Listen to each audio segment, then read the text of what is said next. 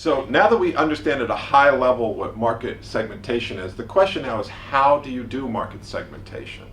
And this is actually quite a fun process if you do it correctly. If you already have a technology and people are buying it and experiencing it, you can actually just go to them and say, what are you using it for? And that will start to give you input.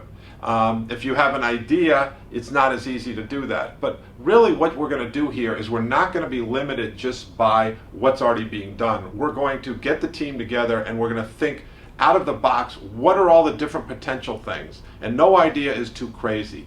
Brainstorming is a very good thing. The crazier idea, the better, because it opens the aperture.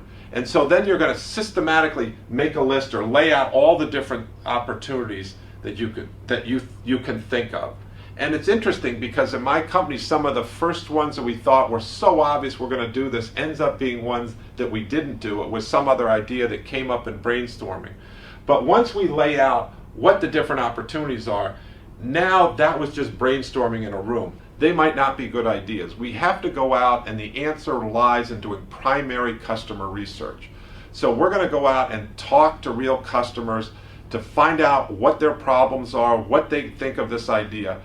We have to understand their needs as well, because they're not going to be able to design the product for us. So doing primary observational market research is fundamental. My thesis at MIT was on this, and what I saw was that you have to have a good process, but it's not just the process that matters. It's actually walking in the customer's shoes and using good inquiry techniques, not advocating for your product, but understanding what they're about. You need to walk in the customer's shoes. You need to understand them rationally, of course, emotionally, and also socially. What drives them? What do they kind of fear most in the world? But now we're going to understand their job as well by watching them, and this is what we call primary customer research.